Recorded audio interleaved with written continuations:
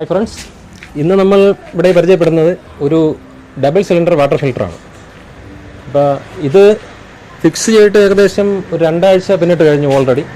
അപ്പോൾ അതിന് ശേഷമുള്ള ഒരു റിസൾട്ട് നോക്കുന്നതിന് വേണ്ടിയിട്ടാണ് ഇന്നിപ്പം നമ്മൾ നിൽക്കുന്നത്. കാരണം ഇതൊരു ബാക്ക് വാഷിംഗ് സിസ്റ്റത്തിലാണ് ചെയ്തിരിക്കുന്നത്.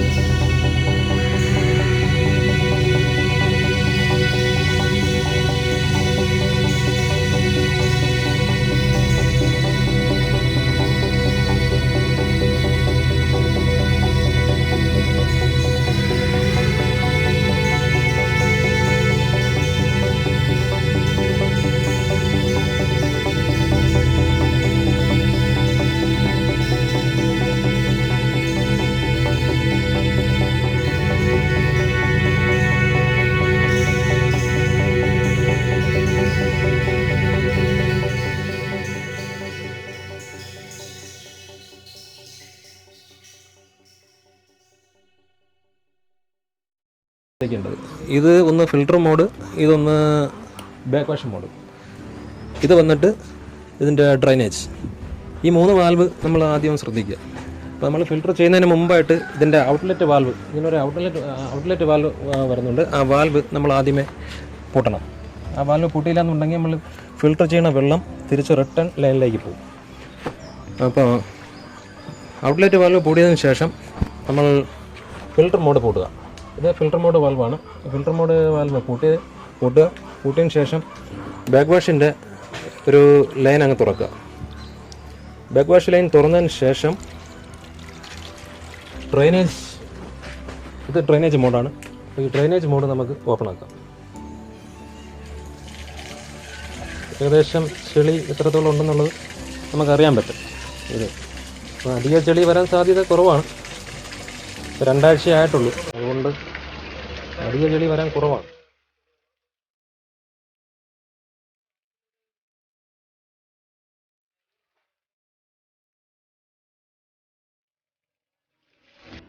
അപ്പോൾ അടുത്തത് നമ്മൾ റിപ്പീറ്റ് ഒന്നുകൂടി നമ്മൾ ഇപ്പോൾ ചെയ്ത പോലെ തന്നെ അതേ രീതിയിൽ ക്ലോസ് ചെയ്ത് അതേ രീതിയിൽ അതിനെ ഫിൽട്ടർ മോഡിലേക്ക് കൊണ്ടുവന്ന് ബാക്ക് വാഷിൻ്റെ മോഡ് ക്ലോസ് ചെയ്തുകൊണ്ട് ഫിൽട്ടർ മോഡ് ഓപ്പൺ ചെയ്യണം. ഫിൽട്ടർ മോഡ് ഓപ്പൺ ചെയ്തിട്ട് ഇതിൽ റിങ്സ് എന്ന് പറഞ്ഞ സംഗതിക്ക് കൊടുത്തിട്ടുണ്ട്. റിങ്സ് എന്ന് പറഞ്ഞിട്ടൊരു വാൽവ് വെച്ചിട്ടുണ്ട്. നമ്മൾ ഈ കയറ്റിയ വെള്ളം അതേ ആ പ്രഷർ, ഇപ്പം കിണറ്റിൽ നിന്ന് വരുന്ന വെള്ളമാണ് നമ്മൾ മേളിലേക്ക് കയറ്റിയിരിക്കുന്നത്. ആ വെള്ളം തിരിച്ച് തുറന്ന് പുറത്തേക്ക് കളയണം. അപ്പോൾ എങ്കിൽ മാത്രമേ ഇതിനകത്തുള്ള അഴുക്ക് പൂർണ്ണമായിട്ടും മാറിപ്പോകത്തുള്ളൂ. അത് പോയതിന് ശേഷം ക്ലിയർ വാട്ടർ ആയതിനു ശേഷം മാത്രമേ നമ്മളത് ക്ലോസ് ചെയ്യാൻ പാടുള്ളൂ.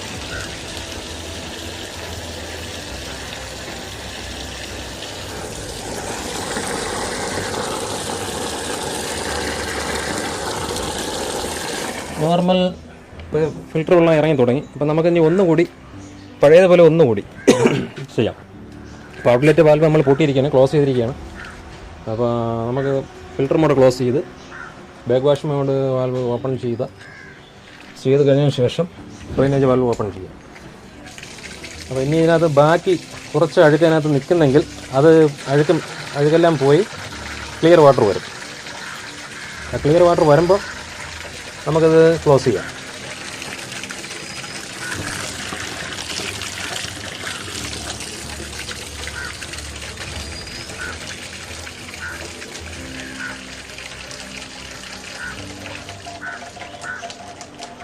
ഇപ്പോൾ ഏകദേശം ഉള്ളിലുണ്ടായിരുന്ന അഴുക്കും കാര്യങ്ങളെല്ലാം പോയി. ഇപ്പോൾ ഏകദേശം കിണറ്റിൽ നിന്നുള്ള നോർമൽ വെള്ളമായി, കിണറ്റിൽ നിന്നും വരുന്ന നോർമൽ വെള്ളമായി. ഇനി നമുക്കിത് കൂട്ടാം. കൂട്ടിയതിന് ശേഷം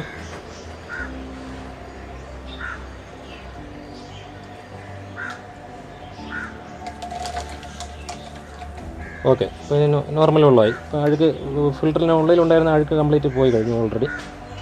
പിന്നെ ഇനി പൂട്ടി കഴിഞ്ഞ ശേഷം ഫിൽറ്റർ മോഡിലേക്ക് കൊണ്ടുവരാം. ഫിൽറ്റർ മോഡിൽ കൊണ്ടുവരുന്നതിന് മുന്നേ നമ്മളിപ്പോൾ ചെയ്ത പോലെ തന്നെ ബാക്ക് വാഷ് മോഡ് ക്ലോസ് ചെയ്യുക, ഫിൽറ്റർ മോഡ് തുറക്കുക. ഫിൽറ്റർ മോഡ് തുറന്നതിന് ശേഷം നമ്മൾ കുറച്ച് വെള്ളം തുറന്ന് കളയണം. അതിനകത്ത് നമ്മൾ ഔട്ട്ലെറ്റ് തുറക്കുന്നതിന് മുമ്പ് നമ്മൾ റിൻസ് ചെയ്ത് കുറച്ച് വെള്ളം കളയണം. അപ്പോൾ ഫിൽറ്റർ വെള്ളം നല്ല രീതിയിൽ ഡയറക്റ്റ് ഇതിനകത്താക്കിയാണ് വരുന്നത്. വെള്ളം വരുമ്പോൾ നമുക്ക് റിൻസ് വാൽവ് ക്ലോസ് ചെയ്യുക. ക്ലോസ് ചെയ്തതിന് ശേഷം മാത്രമേ ഔട്ട്ലെറ്റ് വാൽവ് തുറക്കാൻ പാടുള്ളൂ. വെള്ളം തെളിഞ്ഞിട്ടില്ല.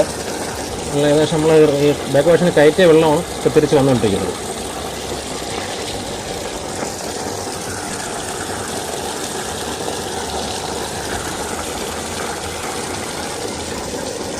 കുറച്ചുകൂടി നല്ല രീതിയിൽ പോകാനുണ്ട്. അഴുക്ക് നല്ല രീതിയിൽ നിൽക്കുന്നകത്ത്.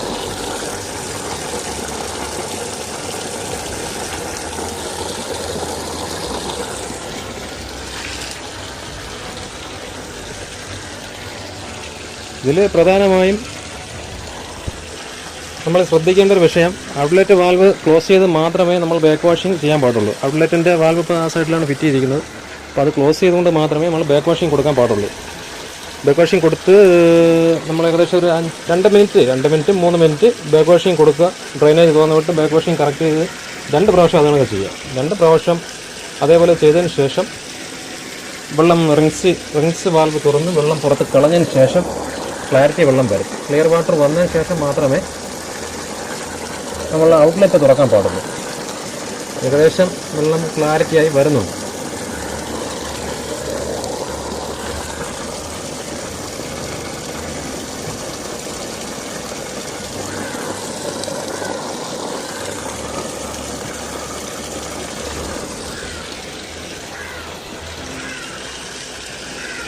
അതിനകത്ത് ഓപ്പൺ ചെയ്ത് നമ്മൾ വാൽവ് തുറന്നു കഴിഞ്ഞാൽ ഏകദേശം